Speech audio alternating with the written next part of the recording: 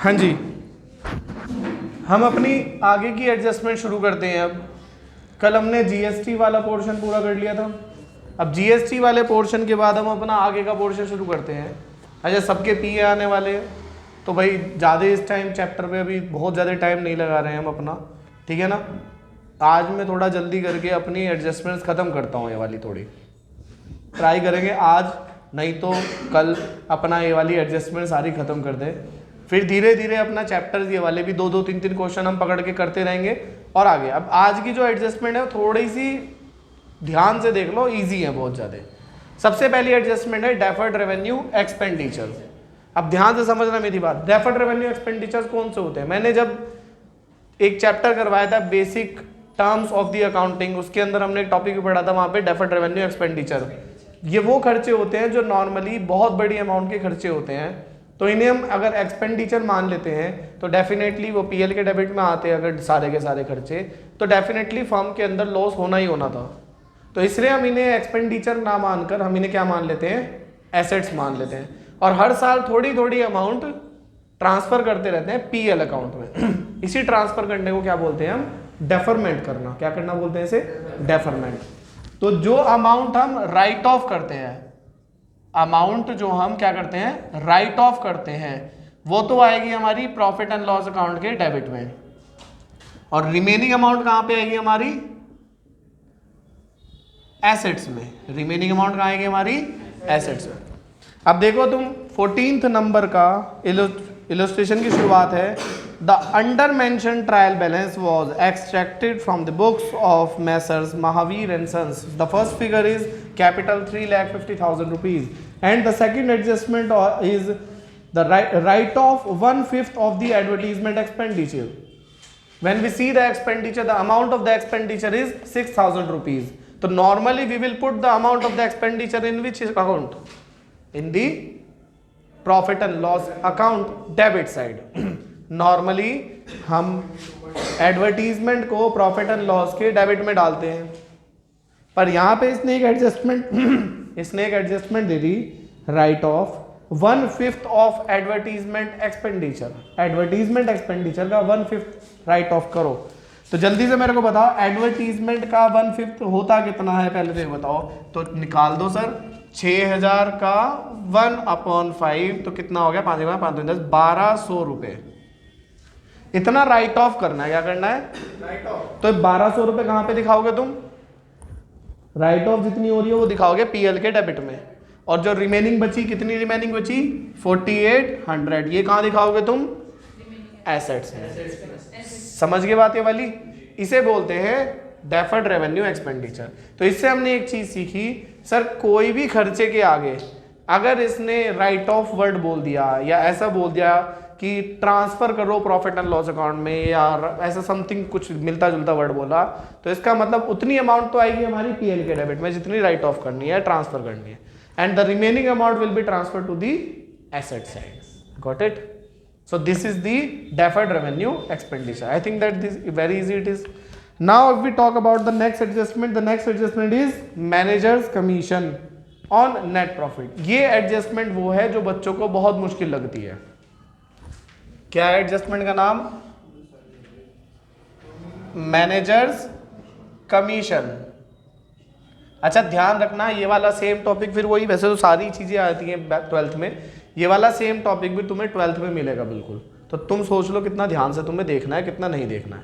तो managers commission, तो पहले तो बात करते हैं आता कहाँ पे है। तो मैनेजर कमीशन एक बार तो आता है पीएल के डेबिट में, क्योंकि हमें खर्चा है, कमीशन है, तो और ये हमने पे नहीं करा होता, पे करना होता है, तो एक बार कहाँ आएगा, लायबिलिटीज में हम मानेंगे आउटस्टैंडिंग मैनेजर कमीशन। ये तो क्लियर है बिल्कुल।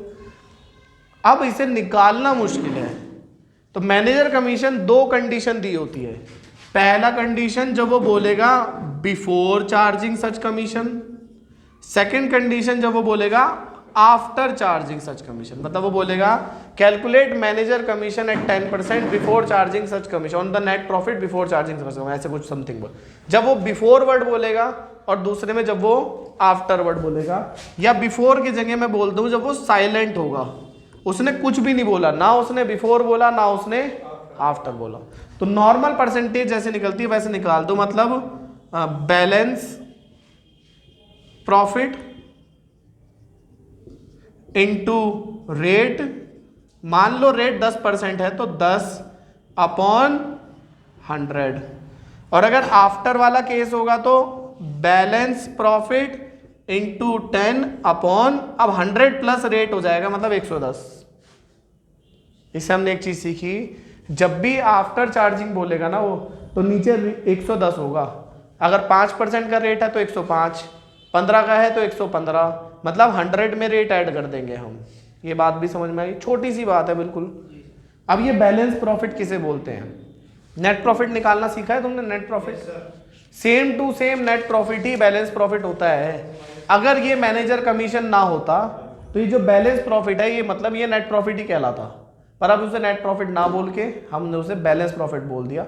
उस पर कमीशन निकालेंगे, वो कमीशन पीएल के डेबिट में रखेंगे, then the remaining figure will be net profit. देखो इलस्ट्रेशन नंबर 15 नेक्स्ट वाला ही देखो, और इसके आंसर में आ जाओ जल्दी से। आंसर में तुम देखो जल्दी से, इसने प्रॉफिट एंड लॉस में 2 बार अकाउंट बैलेंस निकाला हुआ है। पहला बैलेंस इसने निकाला है 32,200 का, मिल गया सबको, चेकआउट कर लिया सबने भाई। अगर ये यहाँ पे मैनेजर कमीशन ना होता तो ये 32,200 क्या बनता? Net profit. अब एडजस्टमेंट दी हुई है, इसने पढ़ो पीछे एडजस्टमेंट, जी नंबर की एडजस्टमेंट है, provide manager commission at 10% on the net profit after charging commission such commission. Before है कि आफ्टर है? आफ्टर। कितने परसेंट रेट है? 10%। नेट प्रॉफिट कितना आ रहा था, मतलब जो होना चाहिए था नेट प्रॉफिट कितना? 32,200, 32,200। तो कमीशन कैसे निकलेगा सर? 32,200 इंटू 10/110, 0 से 0 कट करो, और जब तुमने इसकी कटिंग करी तो आंसर आया 2927। तो इसे देखो तुमने 2927 को पीएल के डेबिट में दिखा रखा है, टू मैनेजर कमीशन 2927। समझ गए बात? समझ गए? बिल्कुल इजी है। क्या नहीं, कहां पे फंसे बताओ?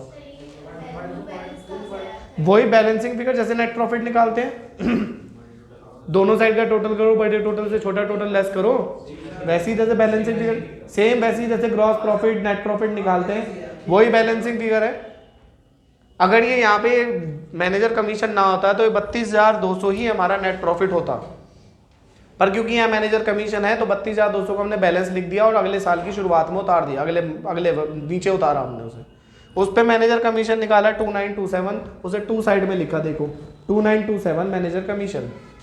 देखो जब मैंने प्रॉफिट एंड लॉस अकाउंट बनाया तो मैंने यहाँ पे लिखा टू बैलेंस कितना आ रहा है? 32,200। अगर ये ना होता, टोटल ग्रैंड टोटल मैंने ये कर दिया, अगर ये ना होता तो मैं इसे ही नेट प्रॉफिट बोलता। अब इस बैलेंस को मैंने यहाँ पे उतारा, बाय बैलेंस कितना? 32,200। अब मैंने इस पे नेट कमीशन निकाला तो आ रहा है 2927, तो मैंने यहाँ पे लिखा टू मैनेजर कमीशन 2927, और इस पे मैंने बचे हुए को क्या बोल दिया? To net profit. समझ गए बात? To net profit. अब इसमें से इसे लेस कर दिया, आंसर आया हमारा 29,273। बस ध्यान रखना ये जो मैनेजर कमीशन आया 2927, ये लायबिलिटी साइड में भी दिखाओगे तुम। देखो लायबिलिटी में दिखा रखा है इसे। अब तो समझ में आ गया अच्छे से? अब तो समझ में आ गया ना? अब तो नहीं लगा अलग से कुछ? तुम्हें समझ में आया? आया समझ में कि कौन सी वाली चीज बताऊँ? 2927 क्या भाई ये निकालना आ गया? 2927 कैसे निकाला? हाँ भाई वही दोनों साइड का टोटल करो, इधर तो 32 है, बड़ा टोटल 32 ही हुआ, तो 32,200 इधर रखो दोनों साइड, और उसमें से 2927 लेस करा, बचा भाई हमारा नेट प्रॉफिट हो गया हमारा। ये समझ गए बात? वही सिंपल जैसे करते हैं। अगर ये बोला इसने आफ्टरवर्ड, तब हमने डिवाइड करा 110 से। अगर बिफोर बोलता या कुछ भी ना बोलता, ना बिफोर ना आफ्टर, तो डिवाइड में 100 ही रहता हमारा, फिर तब आंसर हो जाता 3220। अच्छा जब तुम आगे के एग्जाम्स देते हो ना, जैसे CUET का कह लो या आगे किसी लेवल में जाते हो, तो उस केस के अंदर ऐसे क्वेश्चन जरूर मिलते हैं, CA में बहुत मिलते हैं, CA के फाउंडेशन में। तो वो वहां पे क्या दोनों ऑप्शन दे के रखेगा तुम्हें 3220 भी दे के रखेगा, ठीक है, और 2927 भी दे के रखेगा। तो तुम्हें अब वहाँ पे देखना पड़ेगा कि क्या दिया हुआ है, तो बहुत ध्यान से देख के 2927 होगा फॉर एग्जाम्पल। समझ गए बात? समझ गए बात ये वाली? बस सिंपल है बिल्कुल, वैसे तो इसमें और ऐसा और कुछ था नहीं। अब आगे की, वैसे तो मेन जितनी भी तुम्हारी एडजस्टमेंट थी वो सारी की सारी एडजस्टमेंट तुम्हारी खत्म हो गई। इससे ज़्यादा अब तो बहुत बच्चों वाली एडजस्टमेंट है, उन्हें देखकर कोई भी बंदा खुद ही कर लेता है। अब जैसे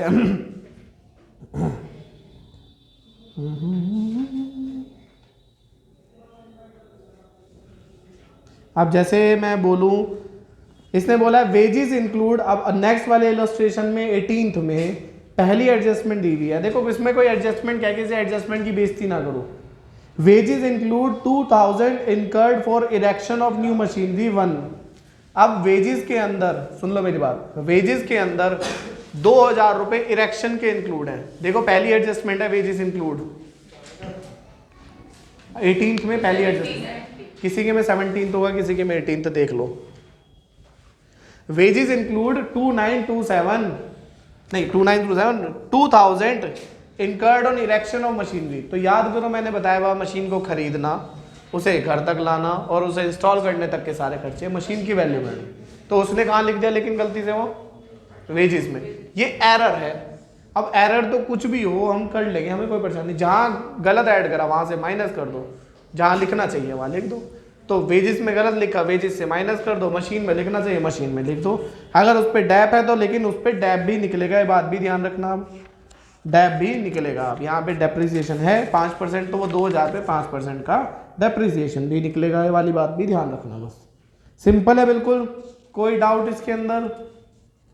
इसे हम एडजस्टमेंट क्या, एडजस्टमेंट की बेइज्जती नहीं करते।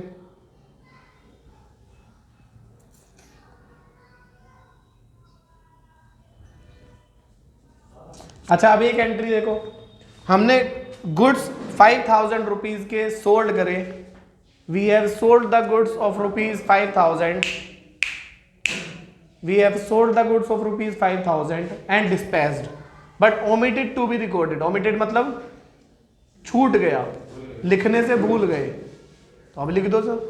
बताओ गुड्स को सेल करने की जनरल एंट्री क्या होगी? अब उधार पे करा तो क्या एंट्री हो जाएगी?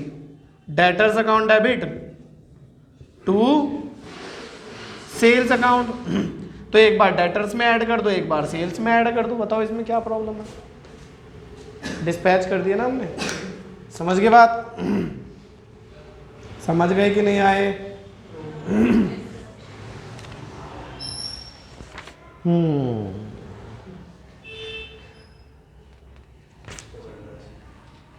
हाँ ये वाली थोड़ी सी अलग है, बस एक लास्ट एडजस्टमेंट और कर लेते हैं बस। अब आता है हमारा sale of goods on approval basis. पहली बात तो ये होता क्या है समझ लो। अब तुमने किसी को अप्रूवल बेसिस पे गुड्स बेचे हैं, ठीक है ना? तो इसका मतलब होता है कि तुमने एक आदमी को गुड्स बेचे हैं कि भाई तुम देखो कुछ गुड्स, अगर तुम्हें पसंद आए तो रख लेना, वरना मुझे वापस कर देना। जस्ट लाइक ए सैंपल, तुमने सेल करे हैं गुड्स, तो उन गुड्स को तुम सेल तब तक नहीं मान सकते जब तक वहां से अप्रूवल नहीं आ जाता कि हमने ये रख लिए गुड्स। सुनो, तब तक तुम इन्हें अप्रूवल नहीं मान सकते, सेल नहीं मान सकते जब तक वो अप्रूव ना कर दे कि हमने रख लिए, ठीक है ना? In case the goods have been recorded as actual sale and no consignment have been received up to the end of the accounting period, तो अब उस केस के अंदर करते क्या है हम? देखो 21 इलस्ट्रेशन, द इलस्ट्रेशन की शुरुआत है हमारे मटेरियल परचेज 115 1,15,725, चेकआउट 1,15,725। पहली एडजस्टमेंट है क्लोजिंग स्टॉक 20,000 रुपये मिल गया, मटेरियल परचेज है 1,15,725। अब इसमें सेकंड नंबर की एडजस्टमेंट देखो, goods costing 5,000 were sent to a customer on sale or approval basis. सुनो ध्यान से, goods sold to 5,000 were sent to customer on sale on approval basis. क्या हम इसे सेल मान ले? क्या हम इसे सेल मान ले? नहीं सर, 21 है, तुम्हारे में शायद 20 होगा, तुम्हारे में 20 होगा। देखो मिल गया। अब देखो हमने गुड्स 5,000 रुपए के, कॉस्ट कितनी थी उनकी? कॉस्ट कितनी थी उन गुड्स की?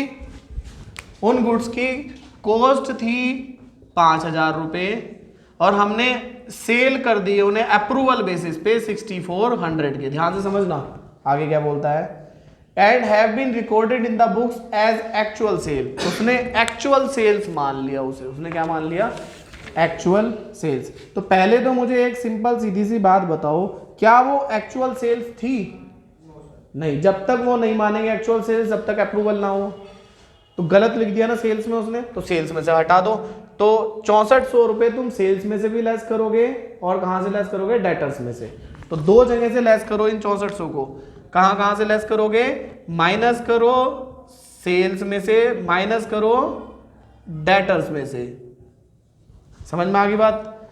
6400 को तो दोनों में से लेस कर दो, और 5000 रुपीज तुम्हें मानना पड़ेगा तुम्हारे पास अभी भी गुड्स पड़े हुए हैं, ये वाले पड़े हुए हैं कि नहीं पड़े हुए हैं? हाँ जी सर, पड़े हुए हैं हमारे पास अभी भी ये वाले गुड्स। तो इन 5000 रुपए के गुड्स को तुम कहां दिखा दोगे, पता नहीं कहां लिखा है, मैं बता देता हूं, इसे तुम क्लोजिंग स्टॉक में ऐड कर दोगे। क्या कर दोगे, क्लोजिंग स्टॉक में ऐड। और क्लोजिंग स्टॉक कितनी जगह पे जाता है, दो जगह, ट्रेडिंग के क्रेडिट में और एसेट्स में। तो 5000 डेबिट और क्रेडिट दोनों जगह गए, और 6400 भी डेबिट और क्रेडिट दोनों जगह गए। तो ये ट्रीटमेंट करेंगे जब तुम गुड्स को अप्रूवल बेसिस पे भेजोगे। तो क्या करा सर, अच्छा अगर दोनों अमाउंट सेम होती तो क्या करते सर, क्लोजिंग स्टॉक में भी ऐड करते दोनों जगह, ट्रेडिंग के क्रेडिट में भी, एसेट्स में भी, और सेल्स में से भी लेस करते और डेटर्स में से भी लेस कर देते इतनी अमाउंट। ये ट्रीटमेंट हम करते हैं इसका। समझ में आई कि नहीं आई, पहले वाली बात बताओ, इजी है बस। अब इसके अंदर ऐसी कोई एडजस्टमेंट नहीं है जो मेरे को तुम्हें अलग से बतानी पड़ेगी। अगर कुछ तुम्हें छोटा मोटा पॉइंट आता नहीं है समझ में, ऑब्वियसली जो नहीं आने का समझ में, कुछ ना कुछ तो एडजस्टमेंट, पॉइंट ही नहीं होगा, वो एडजस्टमेंट होगी एक आधी, जो तुम कहोगे सर समझ नहीं आई ये वाली एडजस्टमेंट। तो हम भी यही हैं, तुम भी यही हो, पूछ लेना, पूछ लेना मेरे से, कमेंट करके पूछ लेना, कमेंट करके भाई, तुम सब कमेंट करके पूछ लेना भाई, और कुछ, ठीक है ना? जो वीडियोस में है वो कमेंट करके पूछ लेना एडजस्टमेंट की, सर ये वाली एडजस्टमेंट का क्या होगा, मैं एडजस्टमेंट वहां से बता दूंगा तुम्हें, ठीक है? हाँ, यूट्यूब बहुत बड़ी फैमिली है, ठीक है,